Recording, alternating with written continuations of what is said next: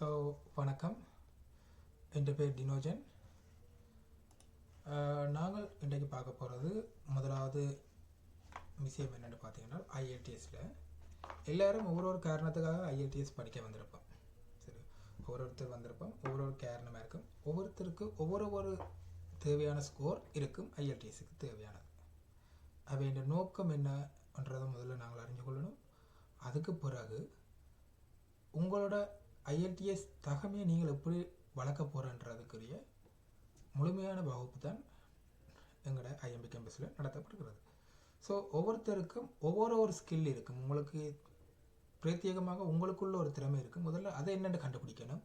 அந்த இருக்கிற திறமையை நாங்கள் என்னென்னு டெவலப் பண்ணி அடுத்த கட்டத்துக்கு கொண்டு போக போகிறோம்ன்றது தான் முழுக்க எங்களோட கவனமாக இருக்க போகுது. இங்கே புதுசாக எதுவுமே சொல்லித்தந்து நீங்கள் இன்றைக்கே நாளைக்கே சூப்பர் ஹீரோவாக போகிறீங்கன்ற மாதிரி எந்த விதமான தியரியும் பரப்ப போகிறீங்க. உங்கள்கிட்ட முதல்ல என்ன ஸ்கில் இருக்குது, அதை ஐஎல்டிஎஸுக்கு நாங்கள் எப்படி மேட்ச் பண்ணலாம், ஐஎல்டிஎஸுக்கு எப்படி அதை நாங்கள் பிரயோசனப்படுத்தி நீங்கள் அதிலேருந்து க்ரூம் பண்ணுறது தான் நான் விரும்புகிறேன். சரி, ஸோ முதலாவது நாங்கள் ஐஎல்டிஎஸில் இன்றைக்கு பார்க்க போகிறது ஐஎல்டிஎஸ்னு மேலோட்டமான இதை பார்க்க போகிறோம். ஸோ ஐஎல்டிஎஸ் ஓவர்வியூவில் பார்த்தீங்கன்னா சொன்ன மாதிரி ஐஎம்பி கேம்பஸ்ன்றது ஒரு பிரிட்டிஷ் கவுன்சிலோட ரிஜிஸ்டர்ட் பார்ட்னர். பிரிட்டிஷ் கவுன்சில் தான் ஒரு ஒன் ஆஃப் தி ஐஎல்டிஎஸுக்கு ஓனர் மாதிரி. ஸோ அந்த விஷயங்கள் எல்லாத்தையும் நாங்கள் அடுத்தடுத்ததில் பார்க்க போகிறோம். ஸோ நீங்கள் முதல் உங்களுக்குள்ளே நீங்கள் கேட்க வேண்டிய கேள்வி என்னென்றால், நீங்கள் ஏன் ஐஎல்டிஎஸ் படிக்கிறீங்க, என்ன காரணம், உங்களுக்கு என்ன ஸ்கோர் தேவை, அதாவது உங்களுக்கு தெரியாட்டியும் உங்களை ஐஎல்டிஎஸ் படிக்க சொன்னவைக்கு கேட்டுட்டு இருக்கணும். நீங்கள் இப்போ ஒர்க் விசாண்டால் நான் இந்த இதுக்காக, ஸ்டூடெண்ட் விசாண்டால் எனக்கு எவ்வளோ தேவை, நான் என்ன ஐஎல்டிஎஸ் படிக்கணும், இதுன்றலாம் ஒரு கொமனான விவரம் உங்களுக்கு தெரிஞ்சிருக்கணும். ஸோ முதல் ஐஎல்டிஎஸை பற்றி என்னெல்லாம் தெரியுமென்றதை நீங்கள் சொல்லுங்கள். நீங்கள் ஒரு கோப்பியில் எழுதுங்க, எனக்கு ஐஎல்டிஎஸ்னால் இதெல்லாம் தெரியுமென்று எழுதி போட்டு கடைசியாக நாங்கள் இந்த செஷனை முடிக்க உங்களுக்கு ஐஎல்டிஎஸில் என்னென்ன தெரியுதுன்னு பார்த்தீங்கன்னா உங்களுக்கு அந்த ஒரு சின்ன கேப்பில் தெரிஞ்சிருக்கும். இங்கே நாங்கள் என்னத்தை படிப்பிக்க போகிறோம், உங்களோட ரிசல்ட்ஸ் என்னவா இருக்க போகுதுன்றது உங்களுக்கு முதல் நாளே இப்போவே தெரிகிற அளவுக்கு இருக்குது. சரியா? ஸோ இதுக்கு என்னென்னு பார்த்தீங்கன்னா முதல்ல உங்களுக்கு நான் சொல்கிறது, இது ஒரு வெறும் டெஸ்ட். நீங்கள் இங்கிலீஷ் படிக்க போகிற நெச்சு ஐஎல்டிஎஸை படிக்காதீங்க. இது ஒரு டெஸ்ட். இந்த டெஸ்ட்டை எப்படி நீங்கள் ஓவர் கம் பண்ணுறதுன்றதை நாங்கள் சொல்லித்தருவோம். சரி, அட் ஐஎம்பி கேம்பஸில் நாங்கள் எங்களோட மெயின் ஃபோக்கஸ் இது ஒரு டெஸ்ட்டாக தான் பார்க்குறோம். இது ஒரு சின்ன டெஸ்ட். சரியா? ஓகே, முதலாவது ஐஎல்டிஎஸ்னா என்ன, வாட் இஸ் ஐஎல்டிஎஸ்? சரியா? இப்போ ஒரு இடத்துக்கு நீங்கள் போகிறீங்க, அந்த இடத்தை பற்றி உங்களுக்கு தெரியாட்டி அந்த இடத்துல உங்களால் சஸ்டெயின் பண்ண முடியாது. ஒரு உதாரணத்துக்கு ஒரு இடத்துக்கு போய்க்க அந்த இடத்துல ஊர் பேரோ அந்த ஊருண்ட வரலாறோ ஏதோ ஒன்று தெரிஞ்சிருக்கணும்.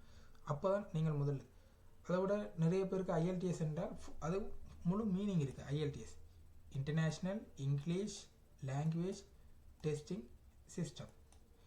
இப்போ நீங்கள் 4 மாதமாக ஐஎல்டிஎஸ் படித்து இந்த ஒரு விவரம் தெரியாட்டி உங்களுக்கு ஊரில் எல்லாரும் நக்கல் அடிப்பாங்க, என்ன இவ்வளோ நாள் ஐஎல்டிஎஸ் படிக்கிறான்னு அதுக்கு முழு விரிவாகம் தெரியலையோன்ட்டு. ஸோ முதலாவது உங்களோட வேலை என்னென்னு கேட்டிங்கன்னா, இந்த ஃபுல் ஃபார்மாக ஞாபகம் வச்சுக்கிறது. International English language testing system. Okay, இது என்னென்னு பார்த்தீங்கன்னா, the world most popular English language test for higher education and global immigration. So நான் சொன்னேன், வெளிநாடு போகிறதுக்கு தேவையான ஒரு ஆங்கில பரீட்சை, வெறும் பரீட்சை, எக்ஸாம்னு கூட சொல்லலாம், டெஸ்ட், சிம்பிளான. சரியா? அப்போ இது என்னத்துக்கு, இது எப்படி இன்டர்நேஷ்னல் ஆப்பர்ச்சுனிட்டியாக கிராப் பண்ணுறதுக்கு எங்களுக்கு உதவுது, இந்த டெஸ்ட்டோட ஸ்டாண்டர்ட் என்ன, இதை எப்படி மெஷர் பண்ணுறாங்க, இதில் எப்படி அது ஸ்டாண்டர்ட் வேரியேஷன் ஆகுது, ஒர்க்குக்கு போய்க்க எப்படி வருது, ஸ்டடி விசாவுக்கு போய்க்க என்னென்னு வருதுன்ற அந்த சின்ன மாறுபாடுகளை தெரிஞ்சு வச்சுருக்கேன். சரியா? ஸோ எனக்கு தெரிஞ்சு இப்போ ஐஎல்டிஎஸ் என்றால் என்னென்னு கேட்டால் அடுத்த நிமிஷம் பதில் சொல்லக்கூடிய அளவுக்கு இருப்பீங்க. யாராவது அடித்து கேட்டால் கூட பதில் சொல்கிற மாதிரி இருக்கணும், வாட் இஸ் ஐஎல்டிஎஸ்ன்னு கேட்டால். சரியா?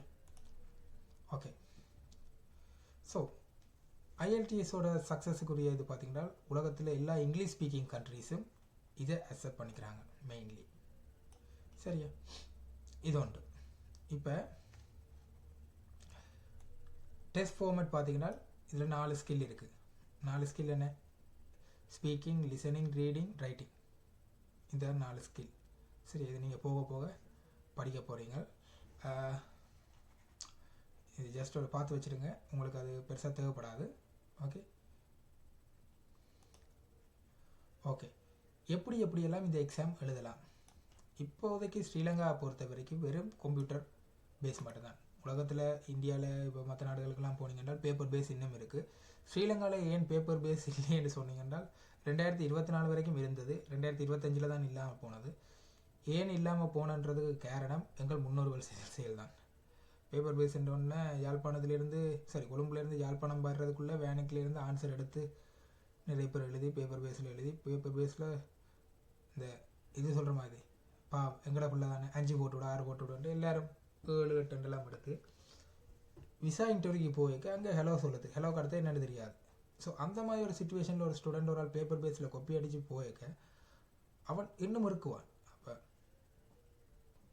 அவன் எல்லாத்தையும் நோக்கவும் வெளிநாடு போடுறதான். அதுக்காக இந்த பேப்பர் பேஸை இப்படியெல்லாம் சர்வசாதாரணமான எங்களோட சமூகத்தால் நிறைய இடத்துல சீட் பண்ணனால அவன் வேறு இறுக்கி கொண்டு போவான். இப்போ நான் சீட் பண்ணுற தப்புன்னு சொல்லுவேன். ஏன்னா ஐஎல்டிஎஸ் இது ஒரு சாதாரண ஒரு டூல்ஸ் எக்ஸாம் தான், அதை முடிச்சு அவங்களுக்கு லைஃப் வேறு. ஸோ அந்த மாதிரி நடந்த சினாரியோ சொல்கிறேன். இப்போ முழுக்க இலங்கையை பொறுத்தவரை கம்ப்யூட்டர் பேஸ் ஆகிட்டான். சரியா, கம்ப்யூட்டர் பேஸில் பார்த்தீங்கன்னா முழுக்க டைப்பிங்லேருந்து எல்லாமே கம்ப்யூட்டர் தான். நீங்கள் எக்ஸாம் சென்டர் யாழ்ப்பாணத்துலேயும் இருக்குது, கொழும்பு, கண்டி, மட்டக்களப்பு, காலி, ஸ்ரீ ஜெயவர்த்தனபுரம்னு சொல்லி இடங்கள்ல இருக்குது. ஸ்ரீலங்காவில் யாரெல்லாம் எக்ஸாமை டெலிவரி பண்ணுறாங்கன்னு பார்த்தீங்கன்னா மெயினானது பிரிட்டிஷ் கவுன்சில், அதுக்கப்புறம் ஐடிபி. சரி, நான் இந்த பேப்பர் பேஸ் சொன்னதான கேன்சல் ஆனது அந்த நேரத்தில் கிட்டத்தட்ட ஒரு 130-140 தமிழ் மாணவற்ற எக்ஸாம் வந்து பேண்ட் ஆகி சில பேருக்கு 5 வருஷம் யூகே பக்கம் தலையெடுத்து வைக்கலாம், சில பேருக்கு 10 வருஷம் யூகே பக்கம் ஐஎல்டிஎஸ் பக்கம் போகலான்ற நிலைமை இருந்தது. ஸோ அப்படியான ஸ்டூடெண்ட்ஸு எங்கள்கிட்ட வந்தவை என்னென்னு கேட்டால் நான் அவைக்கு ப்ரிஃபர் பண்ணினேன். பிடிஇன்னு ஒன்று இருந்தது, இன்னொரு டெஸ்டிங் ஃபார்மேட். அப்போ நான் அவைய சொன்னேன், ஓகே பிரச்சனை இல்லை, உங்களுக்கு யூகே தான் கிண வேண்டாம், வாங்க நான் பிடிஇ படிப்பிக்கிறேன்னு சொல்லி போனாங்க. அண்ட் இந்த ஆன்லைன் வந்து ஸ்ரீலங்காவில் வந்து எடுக்கிற இல்லை, அதாவது அது உங்களுக்கு டெஸ்ட்டுக்கு படிக்கலாம், எம்பசி பர்பஸுக்கு அது சரி வராது. சரியா, ஸோ ஸ்பீக்கிங் டெஸ்ட் வந்து 2 இப்போவும் இருக்குது, கம்ப்யூட்டரில் ஃபுல்லாக இருக்குது. இன்னொன்று நீங்கள் எக்ஸாம் சென்டரில் போய் ஃபேஸ் டு ஃபேஸ் பண்ணுறது. இதில் ஏதாவது டவுட் இருக்கா? இருந்திருக்க பாருங்கள் இருக்கா. அண்ட் உங்களுக்கு இந்த வீடியோ கிளாஸஸில் ஏதாவது ஒரு டவுட் இருந்துச்சுன்னால் நீங்கள் அதை ஸ்க்ரீன்ஷாட் எடுத்து வச்சுக்கொண்டு எங்களோட ஆஃபீஸ் நம்பர் இருக்குது, வாட்ஸ்அப் நம்பர் எப்போவுமே உங்கள்கிட்ட இருக்குது. அதில் இந்த பர்டிகுலர் இடத்துல எனக்கு டவுட் இருக்குன்னு சொல்லி அந்த ஃபோட்டோ எடுத்து நீங்கள் அனுப்பி கொஸ்டின் வாய்ஸ் மெசேஜ் போட்டிங்கன்னா உங்களுக்கு முடிஞ்ச அளவுக்கு நாங்கள் ஆன்சர் குயிக்காக டெலிவரி பண்ணுவோம். Okay, test available. இது இருக்க வாசிங்க இருக்கா.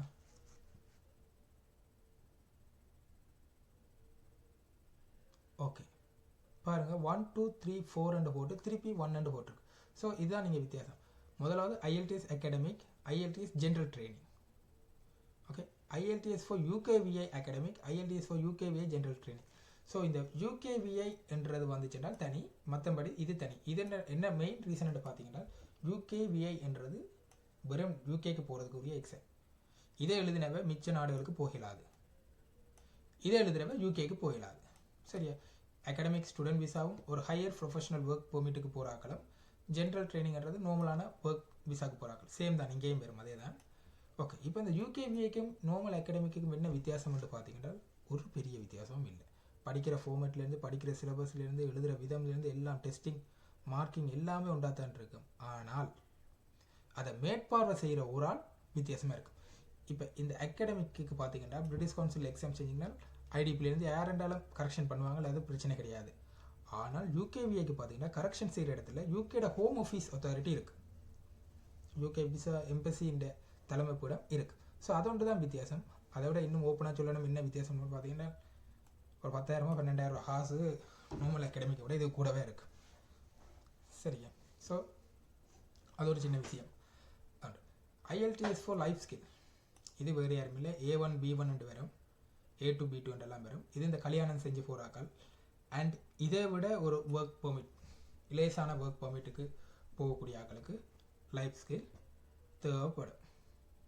ஓகே, ஸோ இப்போ நாங்கள் அடுத்தது பார்க்க போகிறது ஐஎல்டிஎஸில் என்னென்ன டெஸ்ட் ஃபார்மேட் இருக்குண்டு. சரி, இந்த டெஸ்ட் ஃபார்மேட்டும் நான் முதல்ல சொன்ன மாதிரி ஐஎல்டிஎஸ் என்னன்றது எப்போவுமே உங்களுக்கு ஃபிங்கர் டிப்ஸில் இருக்கணும், மறக்கக்கூடாது. இது இருக்க வாசிங்க, முழுக்க இருக்கா பலப்பக்கம் இடப்பக்கம் எல்லாத்தையும் இருக்கா வாசிங்க.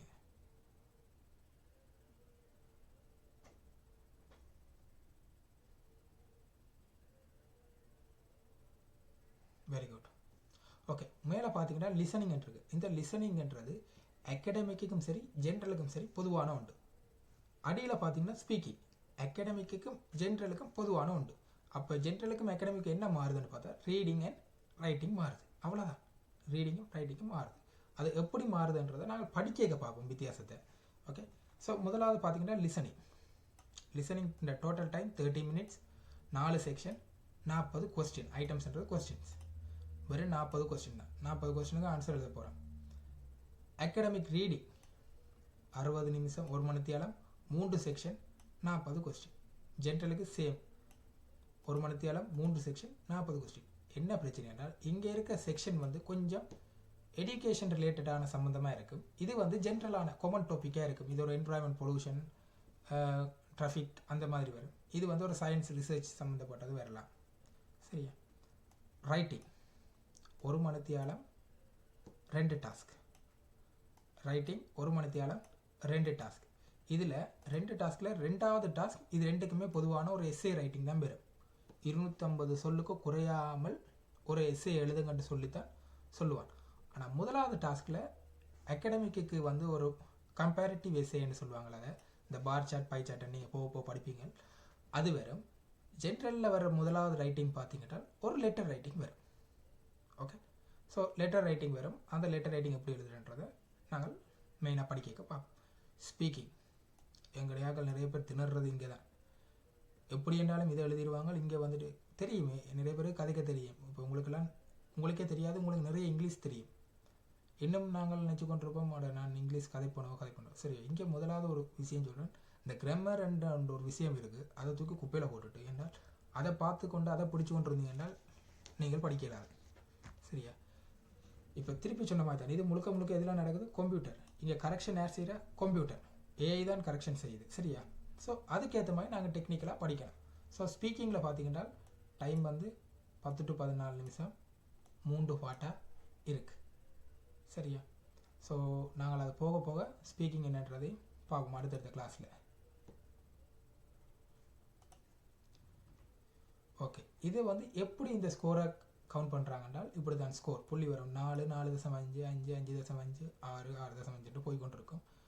அதுண்ட CEFR common European framework of reference. இது உங்களுக்கு பெருசாக தேவைப்படாது, இதுலாம் குழம்பாதீங்க. இப்படி பாருங்கள். அப்போ நார்மலான எல்லாரும் ஜென்ரலில் ஒர்க் பெர்மிட்டுக்கு தேவையான ஆட்களுக்கு 4.5, ஸ்டூடெண்ட் விசாவுக்கு 6.5 இல்லாட்டி 6 அகாடமிக். இதுதான் எங்களோட டார்கெட்டான ஸ்கோராக இருக்க போகுது. ஸோ இதை அச்சீவ் பண்ணுறது தான் எங்களோட நோக்கமாக இருக்குது. சரியா? இப்போ இதை நீங்கள் எப்படி அச்சீவ் பண்ண போகிறீங்க, என்ன செய்ய போகிறீங்கன்றதை சிம்பிளாக நான் சொல்லித்தர போகிறேன். ஓகே, ஸோ அடுத்தடுத்த வீடியோஸை நீங்கள் ஒழுங்காக பார்த்தீங்கன்னா உங்களுக்கு தெரிய வரும் நீங்கள் எப்படி அதை படிக்க போகிறாமண்டு. அண்ட் கம்ப்யூட்டர் ப்ராக்டிஸ் செய்யணும். உங்களுக்கு ஸ்டாஃப் அங்கேயும் இருக்காங்க. எங்களோட ஆஃபீஸில் ஃபிசிக்கல் கிளாஸஸும் நடக்கும். அண்ட் இடையிடைக்கு இந்த ஆன்லைன் கிளாஸஸ் நேரடியாக நடக்கும். நீங்கள் இந்த டவுட்ஸ் எல்லாத்தையும் கேட்டுக்கொண்டு வரலாம். இந்த வீடியோ கிளாஸ் வந்து உங்களுக்கு முழுக்க ரெஃபரன்ஸுக்கு தான். சரியா? ஏன்னு கேட்டால் நீங்களாக செல்ஃப் ஸ்டடி செய்கிறதுக்குரிய வீடியோ கிளாஸ். இதில் வந்து உங்களுக்கு ஏதாவது டவுட் இருக்குது, உங்களுக்கு ஹெல்ப் தேவையானால் நீங்கள் எனி டைம் நீங்கள் எங்களுக்கு வாட்ஸ்அப் பண்ணலாம். எங்களோட ஹாட்லைன் நம்பர், ஆஃபீஸ் நம்பர் இருக்குது. சரியா? இதிலே யாருக்காச்சும் ஏதாவது கேள்விகள் இருந்துச்சென்றால் கேட்கலாம். ஸோ பார்த்துருப்பீங்க, IELTS ரொம்ப கஷ்டம் இல்லை, ஈஸி, ரொம்ப ஈஸி. சில விஷயங்கள் இருக்குது, அந்த நுணுக்கங்களை நாங்கள் பிடிச்சிக்கொண்டு ஈஸியாக படிச்சுட்டு எங்களோட கடமை என்ன, இன்னும் 2 மாதம் 3 மாதத்தில் பறக்கணும், அவ்வளோதான். Okay, so I hope you soon எல்லோருக்கும் பாசிட்டிவான ரிசல்ட்ஸ் வரும். நல்லா படிக்கணும். மேலதிகமாக அடுத்தடுத்த வீடியோஸில் கிளாஸை இன்டெப்த்தாக பார்ப்போம். மைண்டில் டார்கெட்டை செட் பண்ணுங்கள். வந்த நான் படிக்கிறேன், பாஸ் ஆகிறேன், போக வேண்டிய இடத்துக்கு போய் சேர்ந்துட்டு அடுத்த வருஷம் சாக்லேட் அனுப்புகிறேன். ஓகே, பாய், தேங்க்யூ. நாங்கள் இப்போ நெக்ஸ்ட் கிளாஸுக்கு போவோம்.